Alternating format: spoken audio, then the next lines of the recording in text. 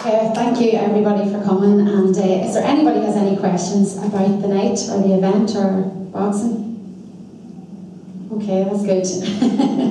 And thank everybody also for speaking here today, and all the boxers. Big round of applause.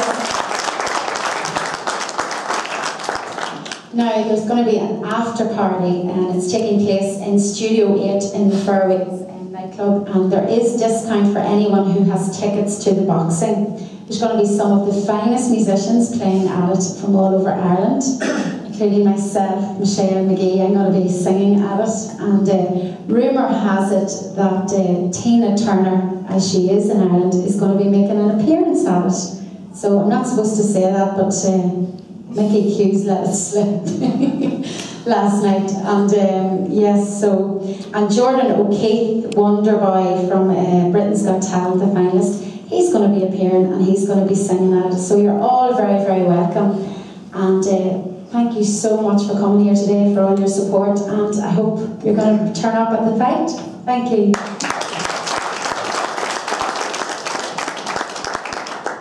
Well, that's it from the top table. Now, if the press has anything you want to ask any of the boxers, feel free to do so. Do anything you want? Well, ask that after the Come and ask some questions. Ask some questions. Come and want to talk. This boy wants to talk. You come the whole way over from England and we can ask him a question. Peter, you seem very confident in this fight. Are you convinced you're going to win next Friday night? Won't be here otherwise, would I? You know, and the thing is, like I said about my record again and my fights again, 3 days notice, fighting in title fights, taking off a stone in weight, doing this, doing that. Listen, 3 weeks, I'm going to be like a machine, you know? And look, I'll give them all the respect in the world, what they've given to me, by giving me this fight. But believe me, there's only going to be one winner come Saturday night, Friday night. Or Saturday as well, because we're Saturday.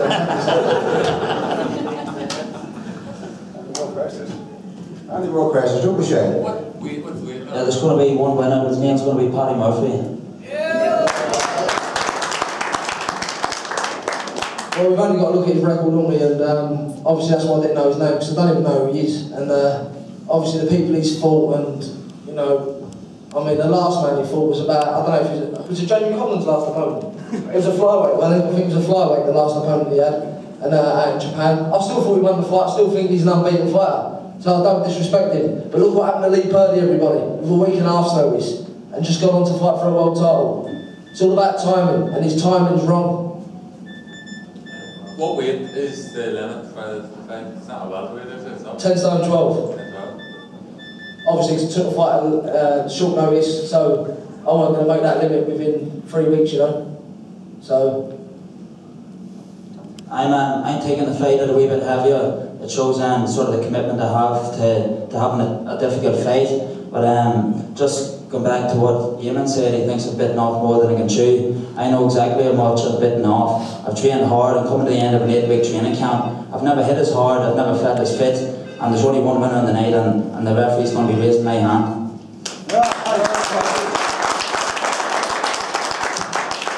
Again, let's be honest with that, Paddy's record. He moved out to Australia, Hong Kong, with 7 fights in Australia. We all know what the Australian professional boxing is like. It's nothing. You can go up there and build a 90 fight career record undefeated. There are all nobody's nice coming over here in Ireland to where proper boxing is, and I can see that people will stop on the night. Sorry, why are you so confident that Peter is too good for Paddy? You don't have to, well again, different levels, but I've seen Peter over the years. I know what type of fighter he is. I know what size his heart is, and I've seen Paddy boxing. It's just the stage are going to clash. He's just going to be just be too strong in the space all the time. I don't think Paddy will know how to deal with it. Thank you. I can't see why everybody's dissing Australian boxing. Like, Australian boxing is good. It's at a great level. You know, their amateurs aren't shining at the Olympic Games and the Commonwealth Games and everything else, but the professionals are going well. Like Daniel Gale's a world champion. Like, you know, they've a lot of great boxers out there, and like I'm over here not only to prove that I'm an Irish man, I'm a good Irish boxer, but I'm here to prove that the level of Australian boxing is pretty good as well. The difference is this. The difference is this, right? I've been all over the world. I've fought WBA #1s. I've been everywhere. People's backyards. It don't matter where I go. At the end of the day, I'm coming to fight. I'm coming to win. I'm gonna win. Believe me, I'm gonna win. I'm telling you all now, I'm gonna win. I said it against Michael Gomez, God knows how long ago, and they still ripped me off after I beat him. But you know, I feel confident. I feel ready. And I'm looking forward to smashing into pieces. Wow. Paddy, I think people are forgetting that you're only out of Ireland a couple of years and you've come from one of the best boxing camps in the country.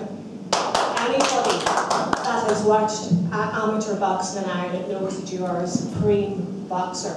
And can I just volunteer to take the belt home for you? Excuse me.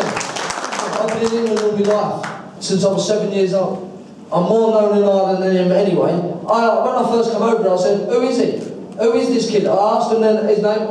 He won an All-Ireland, someone said. I said, he never won an All-Ireland. You know what I mean? He might have won it when he was 6 years old. But he ain't done nothing. What's he done? He ain't beat nobody. If he beats me come next Friday, he's beat somebody.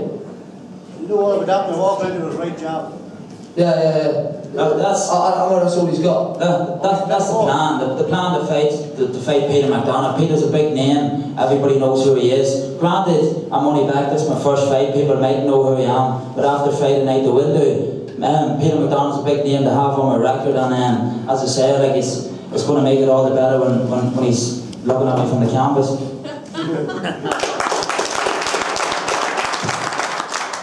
Any more questions? Yeah, I have a question for Andy Fitzgerald. Andy, look, I suppose just in terms of Eamon O'Kane, his calibre as an amateur, you know, he boxed in the World Series and that. How are you? So you're probably not as confident as Peter now, but you're confident of beating Eamon. Why is that? Where does that confidence come from?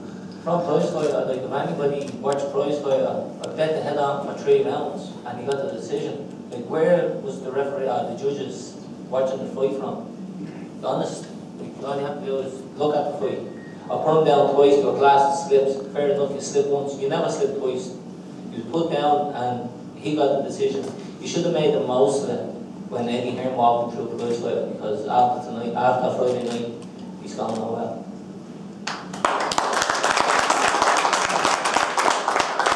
Philip Sutton, if you've boxed on the Irish team at Eamon O'Kane, how do you see the fight going with Anthony and Eamon? Well, in fairness to Andy, he better get his game right this time, but he's training very hard. I know how hard Eamon trains. Andy's world class when he puts his mind to it. When he does put his mind to it and not messing. But still, I still see Andy coming out of this fight anyway. He's had to have a really, really tough fight against Andy Lee. And I don't know about Eamon now, but he's up sparring his bike and that. Eamon's a good operator as well, but I think Andy's going to have his game this time. Anybody wants to ask a question? They're probably behind you, see, we'll get the mic to you. There's somebody down here. Eamon. Is Anthony going to fight Spike Sullivan?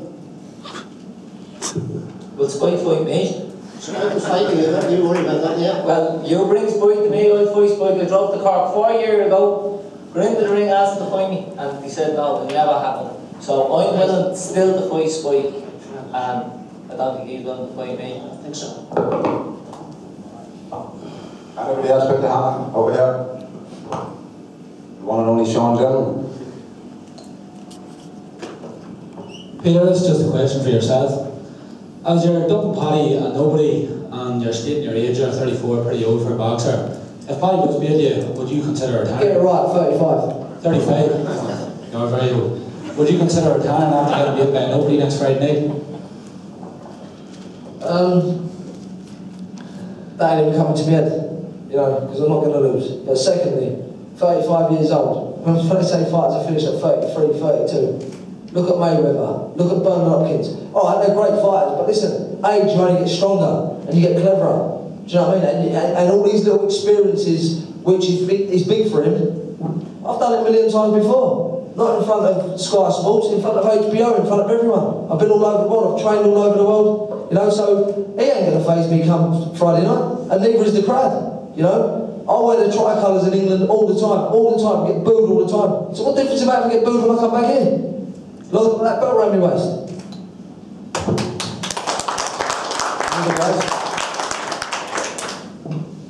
Jamie Kennedy, you had a very hard fight on your last one with young Willie Mitchell. It was a cracking fight. Thought it was a draw.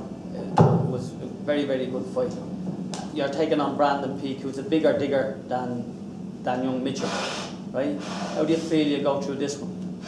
Yeah, I feel that Mitchell was a tough fight, but I agree on that fight, like I said. I should have started off and boxed him, which I will do this fight. I can only see one winner, me and Peake. Very good. If you would have me ask a question, Eamon will come to you and make him a bit of a hit on the soundtrack then. Anybody else? Don't be shy. Well, I suppose a question to the promoter. As a promoter promoting the show, you know, what do you say to the Irish boxing public? There's been loads of content. Obviously, you said this show is going ahead, and you know, but what do you say to the Irish boxing public if they want to see kind of more shows happening up this part of Ireland? Well, I have to say this again, but Paddy I think said it all. To run shows, you need to sell tickets. You need to put bums on seats, as Paddy said. You know, and you need help. You need help with coaches and boxers and trainers. And honestly, I think boxing I think has lost its way where people are arguing and fighting all the time. Instead of getting more home shows going, get more home boxers involved in it, you know, and things like that. And like this show would prove. We've been looking at the figures of shows that has been cancelled. You know, and if we kept looking at that at the negative end, we'd probably cancel ours. But we sit down around a table at the start of this show, and you know, before we even had a boxer's name, we said we want to run the show. This show is going to work. And anything we've done, we've looked at the positive. We've never had a negativity in. This is Mickey phoned and he said, this one's off, or that one's off, or this one's doing this. You know, but he always finished on a positive note. You know, when anybody I sit down with here, I never leave them. I never leave that company unless I leave on a positive note. I never leave them. We'll see about that tomorrow or whatever. We always leave on stuff. It's me. But body's gone, young body's gone.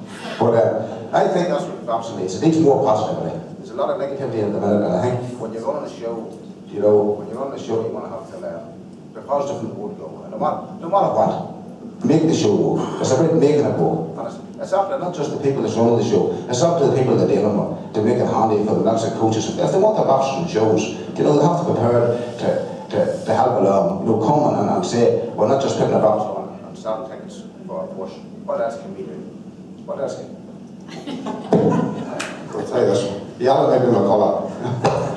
What else can we do to help? It's not just about getting your boxer on, it's but helping get the shows on. And this way, you know, it'll take boxing back to this country. And I have no doubt, boxing people say it's at an all-time low now. But I have no doubt, you know, the likes of this show when it goes ahead, people come to it'll reignite them again. They'll want to see more of this. And I do believe there's good people and good supporters for boxing. There's a good opening for it in this area. And to be honest, a lot of us gone now till white collar boxing and stuff like that there. And if even in the amateur game, if you run the show tonight and you're selling tickets and you're 10 hours champions hunt in the amateur game and you're selling tickets at £5 a piece, you would have a job selling 100 tickets. And that's been honest. You know, and that's been honest, that's reality. So there's something the whole way back to the start that we have to look at. It's about getting people into boxing, get rid of negativity, you know, get more positivity in it, and I think that's boxing will kick off again. Thanks. I'll tell you what the problem with boxing is, right? You put 8 people down one side of the card, and you put 8 people down the other side of the card. The red corner will win, I guarantee you, at least 7 of that 8 fights every week, week in, week out. Watch a Frank Warren show, watch a Barry Owen show, watch all these shows. But let me tell you, this show they put on, I mean, my last 3 shows have been TV shows. Well, I always fight on TV, but you know, this show that he's put on here, I mean, they're TV fights. I mean, Owen O'Kane and Fitzgerald's a TV fight. It's a cracking fight. You know, there should be TV involved in it. And the problem why TV pull out of boxing is down to promoters. I'll tell you why, because they put a fighter on, he does 150 tickets, they bring a man over that can't even fight, he's got one arm, you know, and who is interested in watching that? So we're getting the general public who are coming to watch the fights, they're filtering out as well. So that's why but this show is a genuine good show, you know, and genuine people want to fight each other. Peter said it all there. The clerk sells you a show. If you put a show out as he says, and one side good and now one's partial worse, people don't come to see that. You know, there's a good boxing support about this Monday, about the island of Ireland. And if you put on a good 50-50 bouts, people come to see it. Very good. A big thank you to there's another question. Cormac? Who can you get on it? We'll get on the same flat. Who can you get at a late notice who's 50-50 with Sutherland Jr.? Are you brother? You told fight, take Andy. All these people saying, oh, Phil Sutherland's turned professional, who they get to fight? Peter McDonough, you were asking, he said it'd be a step back, and all these people. You have to take it easy. You have to remember all these people are going through 20 and 30 fights without fighting anyone. We'll fight someone after 10 weeks hard training, or fight someone big after 10 weeks hard training, 9 weeks hard training. That's no problem. We're saying, oh, I get this fella for here, get my third fight. I'll fight anyone, give me to 10 weeks training or the 8 weeks training or whatever. Like Peter says, he needs a few weeks training, can't step in after a few days, or if you can, you have to be training all the time. I love me holidays, I love me field like everyone else. But still, I'll fight anyone, give me a few weeks notice and we go from there. The third fight, we'll see, we get people to fight at 20 or 30 fights, that's no problem. Like he says, journeyman. Here you get people, half my family says, oh, who are you fighting this week, or who are you fighting that week? Oh, you're going to be fighting? I'm not going. We're going to knock him out in the fourth round. That's not how you sell tickets, like Peter said himself. You have to get the fights in on the card. I'm 6-9. We have to remember, this is my third fight. I'm only at the turn professional, a long way to go. Like Peter's 35 there, he's saying, he's fought around the world, he's fought this fella and this fella. That's all part of the professional game, and I'm willing for all that to come true. And hopefully someone will get behind me and get all them right fights and give everyone the seats in the stage, and they say, oh, look at this fight is going to be amazing. I'll get someone there and I'll give me the week's notice, and we'll get the go ahead, we'll fight and put all the smiles on people's faces. I guess I would like maybe to get Eamon, we'll give that make over to Phil Sutherland there. Maybe like Eamon to come in, or Phil to come in maybe and talk about ways coming in short notice. Taking ways in short notice can be a daisy thing too. You know, this can kick in you, and maybe Phil and tell us a bit about this. And maybe Phil will tell us maybe his opinion too. Well, the top of the bill. Maybe Phil will tell us a bit too why he thinks boxing is taking a slide in this country. Well, first of all, the downturn with the way boxing has, the negativity which Peter just said. You go into a show and you can nearly mark the card before the show even steps ahead. Because of the journeymen coming in, taking no aspersions on that, right? People coming in at the last minute. We need opponents for some of the guys that are just coming up, of course. It's hard to get young Phil a fight unless we go abroad, because no Irish fella wants to fight him, right? Unless you give them mad money, right? And most promoters don't have mad money now at the moment. Young Paddy there taking you on such a short notice, I thought it was a bit dodgy myself, right? I seen Paddy box and spar with my own youngling, very good. I wouldn't take him for granted, right? But I still said it was a dodgy one taking you. It was a great 50-50 chance to fight for you and for himself, top of the bill. You're not going to get a better bill than Andy Fitzgerald and O'Kane. And young Kennedy, he was exceptional. I know he said he was drawn into a fight with young Mitchell, which was a cracking fight. It gave value for money up in the Oxenox Appeal up in the City Hall in Belfast. It was the fight of the night. I don't know this lad. At the end, you was yourself there.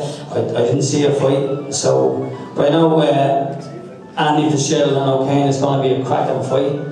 Right? I know it's not top of the bill, but it's going to be anyone that pays the 40 or 50 or 100 quid.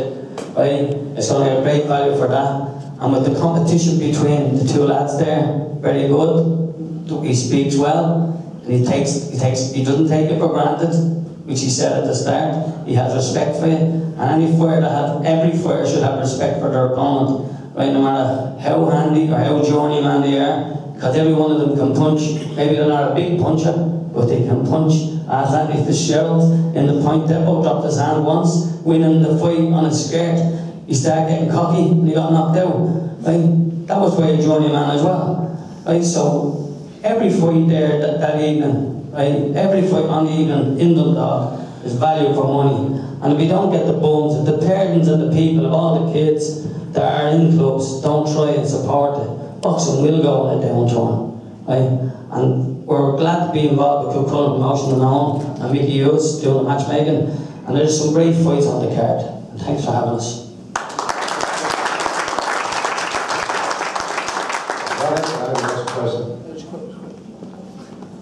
And again, obviously, with Phil Sutcliffe Jr., that weren't a dig at him. He's only had 2 fights, you know, he's on his 3rd fight. And listen, you could bring someone in at an hour's notice for him. Because at the end of the day, he's still learning his trade. Which you know, I'm not on about kids that have had 3 fights or 8 fights. I'm on about kids that have had 20 fights or 18 fights. Frank Warren fights. And I'm not digging Frank Warren, I'm not digging Eddie Earn, I'm going to say every promoter. Because they bring these people in at short notice when they've had a kid training for 8 or 10 weeks. And they've won 2 fights. It's just a joke. And all you're doing is robbing the public. You know, how can you sell tickets when you're fighting someone that you know ain't going to fight? And you know ain't coming to fight? You know, and that is where boxing's gone wrong. Kell Brook is world class. What's he fighting Carson Jones again for? How many times do you want to fight him before he gets a world title fight? You know? Because he knows that he ain't at that level. So, you know, that is where boxing's gone wrong. If everyone fights each other, if everyone's got a mentality all of us on this table have, we don't fight each other tomorrow, right? If everyone had that mentality, then boxing would be big in Ireland again. Oh, big in all over the world again. He don't want to fight him because of this, he don't want to fight him because of that. So I say.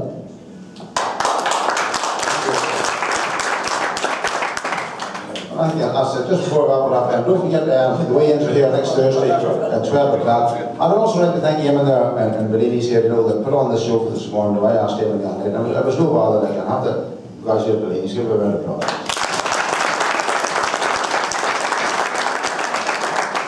That's me, I just hand you over to Sarah just to close it off. Thanks.